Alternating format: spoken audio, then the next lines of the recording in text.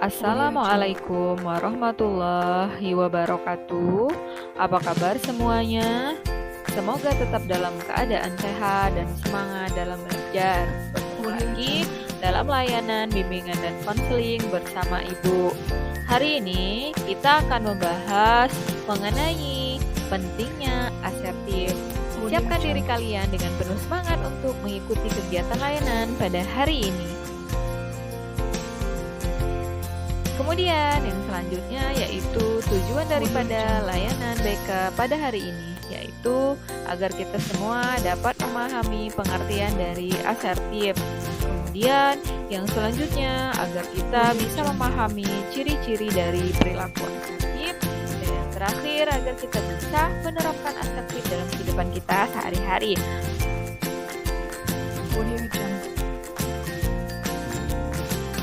Oke. Pada slide selanjutnya, kita akan mencoba memahami apa sih pengertian daripada asertif. Asertif itu adalah kemampuan untuk mengomunikasikan pikiran, perasaan, dan keinginan secara jujur pada orang lain tanpa merugikan orang tersebut. Kemudian, karakteristik dari orang asertif itu seperti apa sih?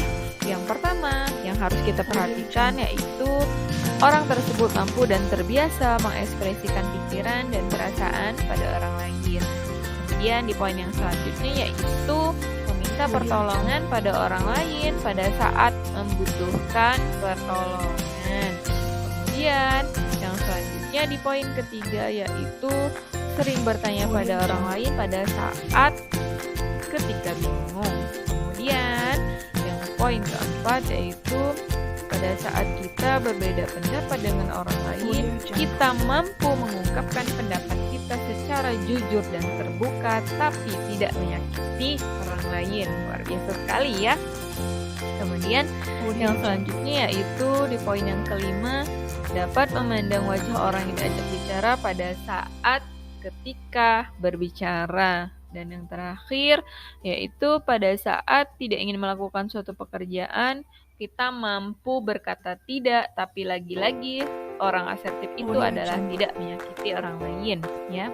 Kemudian pada slide selanjutnya yaitu dampak yang akan kita dapatkan ketika kita mampu berperilaku asertif, yaitu kita tidak akan membiarkan orang lain mengambil manfaat dari kondisi yang kita alami, dan orang lain juga memiliki kebebasan untuk mengungkapkan apa yang dirasakan. Kemudian yang selanjutnya itu kita tidak berperilaku agresif pada orang lain, bahkan menerima kehadiran orang lain dengan sikap terbuka. Luar biasa sekali ya. Kemudian yang selanjutnya yaitu kedua belah pihak yang berkomunikasi akan merasa nyaman karena tidak ada yang tersakiti ataupun menyakiti. Yang selanjutnya yaitu tidak ada pihak yang merasa disalahkan dan dihina oleh keberadaan emosi negatif yang dirasakan oleh lawan bicara. Luar biasa. Kemudian yang selanjutnya yaitu lawan bicara tidak akan terpancing untuk memberikan respon yang emosional. Nah, pada slide selanjutnya ada cara menumbuhkan perilaku asertif.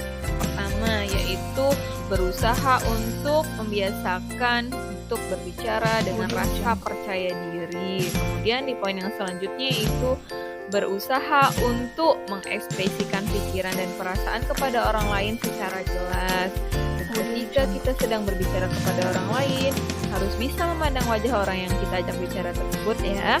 Kemudian yang selanjutnya yaitu biasakanlah mengungkapkan pendapat kita secara jujur dan terbuka pada orang lain tanpa harus ada yang ditutup-tutupi. Dan yang selanjutnya yaitu apabila kita tidak ingin melakukan suatu ajakan atau pekerjaan yang ditawarkan oleh orang lain, kita harus mampu berkata tidak, tapi tidak untuk menyakiti perasaan orang yang sedang kita ajak bicara. Dan itu bisa kita awali dengan kata maaf terlebih dahulu.